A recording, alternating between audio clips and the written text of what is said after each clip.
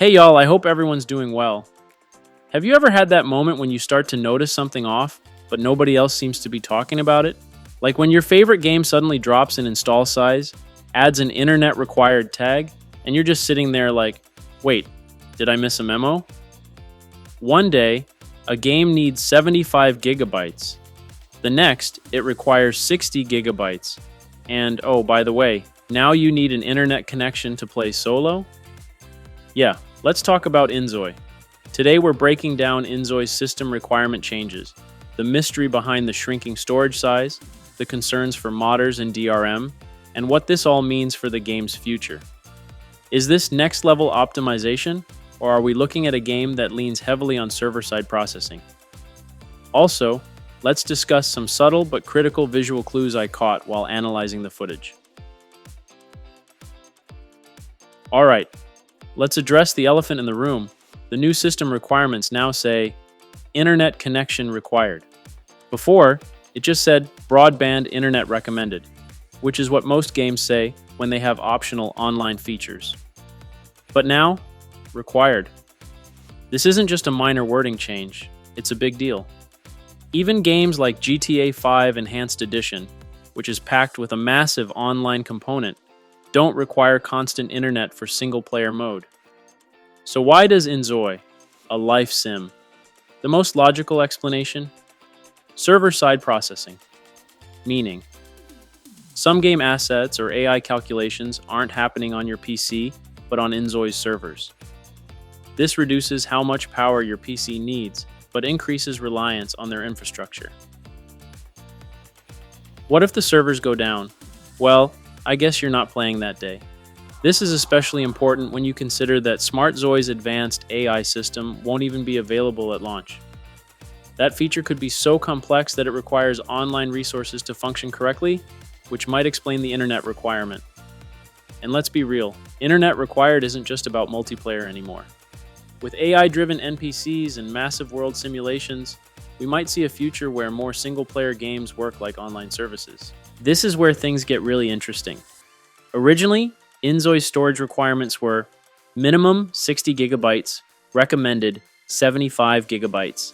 Now, minimum 40 gigabytes, recommended 60 gigabytes. That's a 20 gigabyte difference on the minimum and a 15 gigabyte drop on the recommended size.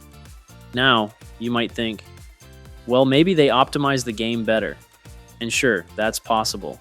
But let's put this in perspective. GTA 5, Enhanced Edition, 105 gigabytes. Cyberpunk 2077, Pre-Day 1 patch, approximately 70 gigabytes. Kingdom Come Deliverance 2, 100 gigabytes. Black Myth Wukong, 130 gigabytes. And then there's Inzoi, with Unreal Engine 5, Nanite, Lumen, MetaHuman technology, and full city rendering. But it somehow fits in 40 gigabytes minimum and 60 gigabytes recommended?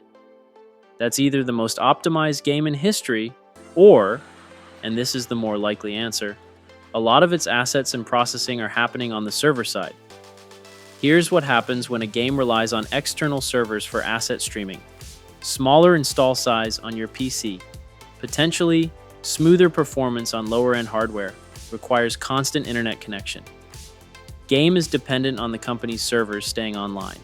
And this is what confuses me the most. Even at 75 gigabytes, the original storage size didn't seem like enough for what this game is promising. Now it's even smaller? That's why this whole thing is so fascinating. Another big concern here, modding and DRM. Now, we already know that Inzoi is built on Unreal Engine 5, and Epic Games has a history of incorporating aggressive DRM measures.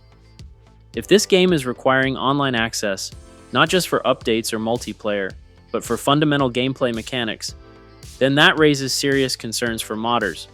Why? Because games that require an always online connection often have strict anti-cheat or DRM systems baked in. Epic Games owns Easy Anti-Cheat, which can be implemented to restrict game file modifications. If key game files aren't stored locally, then major overhaul mods, like those we've seen in the Sims series, could be outright impossible. If Inzoi's assets, NPC behaviors, or even environmental details are server-side, modding opportunities could be severely limited. And I know for a fact, a lot of people were hoping for modding freedom similar to The Sims. Now, while going through the comparison footage, I noticed something interesting. Consistent ghosting around character models when in motion.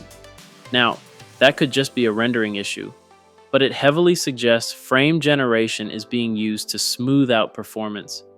The thing is, nowhere in the revamped system requirements does it actually mention this. But based on what we're seeing, it's pretty clear that frame gen is a key part of their optimization plan.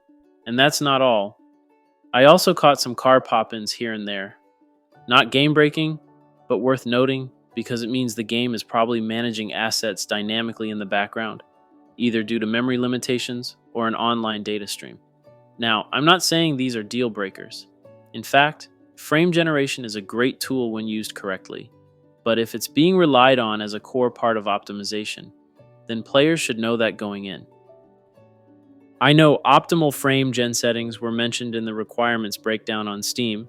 However, it was not expressly specified, like the internet connection as a requirement for smooth gameplay. So just some food for thought, ladies and gentlemen. Alright, let's wrap this up. The internet requirement? This game might not be an online game in the traditional sense, but it relies heavily on server-side processing. The install size drop could be a sign of better optimization, but more likely, it's shifting a ton of processing to online servers. Modding and DRM?